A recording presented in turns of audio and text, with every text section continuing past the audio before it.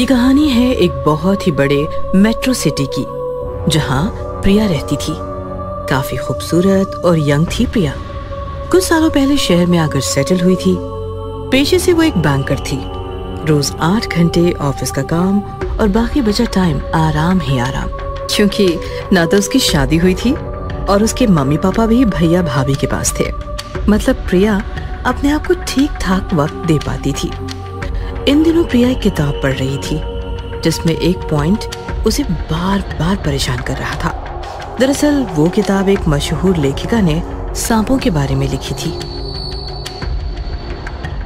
सुदर्शन, कल मैंने तुम्हारी दी हुई किताब में पढ़ा, उसमें लिखा था कि ये जो कोबरास मतलब नाग होते हैं ना, उनकी कुछ प्रजातियों में ऐसा पाया जाता है कि वो इच्छाधारी होते हैं। मतलब अगर वो लंबे समय तक बिना नागिन में उलझे हुए कुछ साल सीधी चाल भटकते रहे, तो फिर जमीन पर रेंगते रेंगते ही अचानक दिव्य बन जाते हैं और फिर जब चाहे तब वो इंसानी रूप में आ सकते हैं, इंसानी मादा को जीतने। कहाँ तुम इन बातों को मानती हो? अरे पढ़कर छोड़ दिया करो ऐसी बातें। नहीं सुदर्शन, मेरी लाइफ में ऐसा ही इच्छाधारी नाग है। What? मतलब वो नाग है कि नहीं ये नहीं पता, लेकिन वो इच्छाधारी जरूर है। प्रिया तुम क्या कह रही हो? मेरी तो कुछ भी समझ में नहीं आ रहा। अंशित नाम का एक लड़का है, मैं उससे प्यार करती हूँ। इतना खूबसूरत है कि मैं तुम्हें बता नहीं सकती। प्रिया, क्या किया अंशित ने? दरअसल बात ऐसी थी कि प्रिया जब एक पार्टी में गई थी तो वहाँ उसकी मुलाकात अंशित से हुई।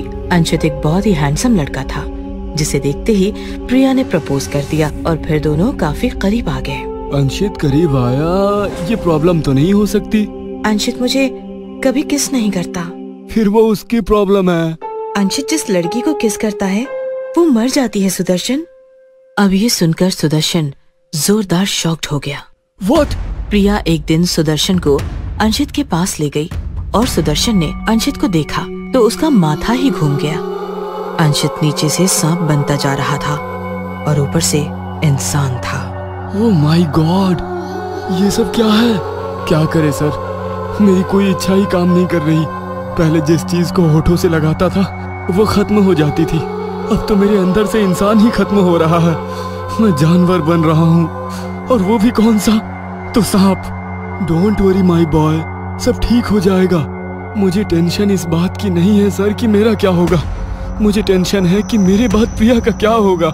सुदर्शन ने इमीडिएटली उस किताब की ऑथर रंजना का एड्रेस निकाला और सुदर्शन प्रिया को लेकर रंजना के पास आया। देखिए, मैंने आपसे अभी आपके बॉयफ्रेंड अंशित के बारे में सुना और आपको मुझे ये बताते हुए अत्यंत खेद हो रहा है कि वो आपसे लगातार झूठ बोल रहा है। यही ना कि वो छिपा रहा है कि वो इच्छाधारी नाग है, वो तो हमें भी पता है। नहीं, उसका जो खतरनाक झूठ है वो ये है कि वो आपसे प्यार करता है। ये सुनकर तो प्रिया के साथ साथ सुदर्शन भी हिल गया। मैम कैसी बातें कर रही हैं आप? वो तो प्रिया को हद से ज्यादा चाहता है। तकलीफ में भी बस प्रिया के बारे में ही सोच रहा है। जानवर अपनी फीमेल को हद से ज्यादा नहीं चाहते। हमारी वाली हदें उन्हें लागू नहीं होती। वो बस फ्लेवर लेते हैं और मौसम टूटते ही छोड़ देते हैं। यहाँ उल्टा हो रहा है। मतलब वो आपको अपनी दुनिया में ले जाना चाहता है, क्योंकि वो इच्छाधारी है और इच्छा पूरी करने के लिए अलग अलग ढोंग रच रहा है। और सेम यही एक्सपीरियंस प्रिया ने रात को लिया। जब वो पूरी तरह सो रही थी तब अंशित अचानक भयानक सा नाग बन गया और प्रिया से लिपट गया। वो प्रिया के होठों को डसना चाहता था, लेकिन डस नहीं पाया। प्रिया झट से जाग गई और उसने नाग को अपनी मुट्ठी में पकड़ लिया। काटो मुझे, मार डालो, क्यों रुके हो, मार डालो। नाग वापस आधा इंसान बन गया। माफ कर दो प्रिया, पता नहीं मुझे ऐसा क्या हो गया, मुझसे रहा ही नहीं गया। मैं जानती हूँ क्या इरादे हैं तेरे, मुझे अपनी दुनिया में ले जाना चाहता है ना तू? अंशित गुस्सा हो गया, काफी ज्यादा भयानक दिखने लगा और जोर से चिल्लाया। हाँ हाँ, मैं तुम्हें ले जाना चाहता हूँ अपने साथ, अपनी दुनिया में। मैं करीब करीब 100-2 साल बिना नागन के रेंगता रहा। अब इच्छाधारी बनने के बाद ऐसी नागन पाना चाहता हूँ जो बस मेरी हो और किसी की नहीं। ऐसा कहकर अंशित जोर जोर से हंसते हुए हमला करने ही वाला था कि तभी सुदर्शन ऑथर रंजना को लेकर वहां आया। रंजना ने झट से फूंक मारी और अंशित इच्छाधारी नाग से नाग की छोटी सी गोली बन गया। रंजना ने वो गोली उठाकर एक शीशी में भर ली। आपका बहुत बहुत धन्यवाद रंजना, लेकिन आप इसे इच्छाधारी नाग की गोली बनाकर क्या करेंगी? रंजना मुस्कुराते हुए बोली, डोंट वरी, ऐसे सैकड़ों नागों से रोजाना रात खेलती हूँ मैं। और फिर रंजना झूमती हुई निकल गई। आगे उस इच्छाधारी नाग अंशित का क्या हुआ पता नहीं, लेकिन सुदर्शन ने तो अपनी प्रिया बचा ली। श्रापित भूतनी डायन माँ। एक घना जंगल था। जंगल में रुदाली नाम की एक भूतनी कांटों के पेड़ से लटक रही थी और उसके सर में पेड़ का बड़ा सा कांटा अटका था। कांटे की चुभन से भूतनी दिन रात चीखती, चिल्लाती, रोती रहती और मुक्ति की याचना करती। कांटे में अटकी है जान, मुझे मुक्त कर ए इंसान। नहीं, तू मुझे मार देगी। नहीं मारूंगी।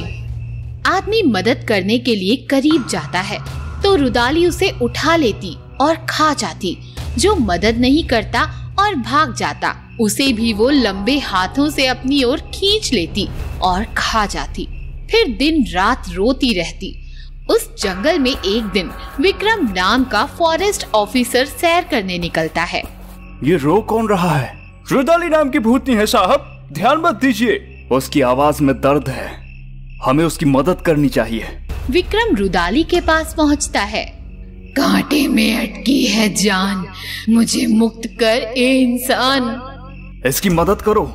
लेकिन कोई भी सहकारी आगे नहीं बढ़ता तो विक्रम खुद पेड़ के पास जाकर रुदाली के सिर का कांटा निकालता है।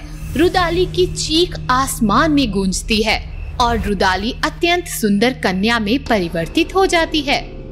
सौंदर्य देखकर विक्रम मोहित हो जाता है। मुझसे विवाह करोगी?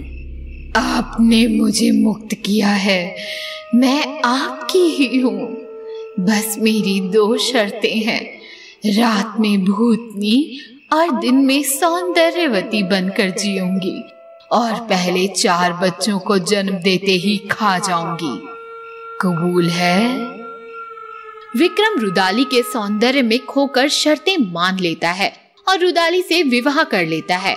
दिन में रुदाली सौंदर्यवती बनकर जीती तो रात में भयंकर भूतनी बन जाती। एक दिन विक्रम के माता पिता उससे मिलने आते हैं। क्या बहू पाई है मैंने? स्वर्ग की अप्सरा है कोई? अब तो भाई हम बहू से सेवा सम्मान पाकर ही घर लौटेंगे। दिन भर रुदाली सास ससुर की सेवा तो करती, पर जब रात होती है, बहू जरा मेरे पैर तो दबा। रुदाली आती है और सास का गला दबा देती है। छोड़ छोड़ मुझे डायन, छोड़। छोड़ बहू, छोड़ उसे। विक्रम आता है। छोड़ो रुदाली, माँ है वो मेरी। रुदाली सास को छोड़ देती है। धोखेबाज, बहू की जगह डायन ले आया। अब या तो इस घर में हम रहेंगे या वो डायन। पापा मैं मजबूर हूँ, मैं इसे छोड़ नहीं सकता। तो आज से तू हमारे लिए मर गई। विक्रम के माता पिता गुस्सा होकर निकल जाते हैं। ये क्या किया तूने? भूत हूँ तो और कर भी क्या सकती हूँ। एक दिन अचानक रुदाली उल्टियाँ करने लगी। रुदाली तुम ठीक तो हो? तू बाप बनने वाला है विक्रम। बाप बनने की खुशी में विक्रम रुदाली की दूसरी शर्त भूल जाता है और दिन रात रुदाली का ख्याल रखने लगता है। 9 महीने बीत जाते हैं और वो घड़ी आ जाती है। मुबारक हो, विक्रम बाबू लड़का हुआ है। विक्रम भागता हुआ कमरे में आता है तो देखता है रुदाली बच्चे को खा रही है। जरा इंतजार नहीं कर सकते थे? हाँ? विक्रम गुस्सा हो जाता है। तू भी जरा इंतजार नहीं कर सकती थी? एक बाप को अपने बेटे से मिलने तो देती। तू माँ है या डायन? विक्रम रोने लगता है। मैं डायन ही हूँ विक्रम। ये एक बच्चा था, अभी 3 और बाकी है। अब विक्रम को पछतावा होने लगता है। दर्द बांटने वो अपने पंडित दोस्त के पास आता है। मैं क्या करूं पंडित, गलती मेरी है। मैं मोह में आकर उसकी सारी शर्तें मान बैठा। माँ, बाप, दोस्त और अपना खुद का बच्चा सबको खो बैठा। रुदाली को छोड़ दे। यही तो दिक्कत है, मैं उसे छोड़ भी नहीं सकता क्योंकि मैं उससे प्रेम करता हूँ। तू चिंता मत कर, भगवान तुम्हारी परीक्षा ले रहा है, सब ठीक हो जाएगा, भरोसा रख। फिर एक बार वो घड़ी आ जाती है जिससे विक्रम और टूट जाता है। लड़की हुई है लड़की। लेकिन इस बार विक्रम कमरे में नहीं जाता। थोड़ी देर बाद रुदाली बाहर आती है। बेटी बहुत प्यारी थी। तू क्या जले पर नमक छिड़कने आई है? नहीं, मैं ये बताने आई हूँ कि अब सिर्फ 2 बच्चे बचे हैं।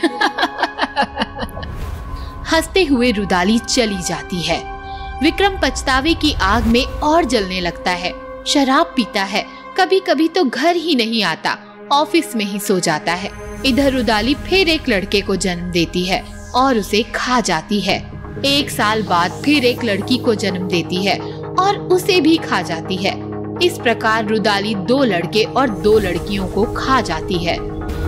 एक रात विक्रम घर लौटता है तो देखता है घर फूलों से सजाया था, दिए जल रहे थे, माहौल प्रसन्न था। रुदाली आती है, उसे देखकर विक्रम चौंक जाता है। रुदाली, अभी तो रात है, फिर भी तुम अभी तक भूत नहीं बनी हो। यह सजावट, क्या बात है रुदाली? मैं आज श्राप से मुक्त हो गई विक्रम। अब मैं भूत नहीं रही, आज मेरा नया जन्म हुआ है। मैं कुछ समझा नहीं। ये 400 साल पहले की बात है। मैं एक राजकुमारी थी, शिकार करने जंगल गई थी। तब मैंने एक शेरनी मादी देखी जिसने 4 बच्चों को जन्म दिया और जन्म देते ही वो उन्हें खा गई। मुझे बहुत गुस्सा आया और मैंने उस शेरनी को बाट से घायल कर दिया तो शेरनी ने मुझे श्राप दिया। तूने प्रकृति के नियमों के साथ छेड़छाड़ की है। कन्या, मैं तुझे श्राप देती हूँ, तू एक भयंकर भूतनी बन जाएगी और कांटे के पेड़ से लटक कर तड़पती रहेगी। मैं डर गई, मैंने क्षमा याचना की, शेरनी को दया आ गई। अनजाने में ही सही, पर भूल तो हुई है तुमसे। मैं श्राप वापस नहीं ले सकती, पर एक उपाय है। किसी ने तुम्हें मुक्त कर दिया और तुमसे शादी की तो तुम्हें तुम्हारे ही जने पहले 4 बच्चे निगलने होंगे, तब तुम श्राप से मुक्त हो जाओगी और तुम्हारा नया जन्म होगा। फिर क्या हुआ? फिर मैं 400 साल पेड़ के कांटे से लटक कर तड़पती रही। तुमने मुझे मुक्त कर दिया और अगले ही जने 4 बच्चे खाकर मैं श्राप से मुक्त हो गई। अब हमारी नई जिंदगी शुरू कर सकते हैं हम विक्रम। विक्रम ये सुनकर खुशी से पागल हो जाता है और रुदाली को गले लगा लेता है।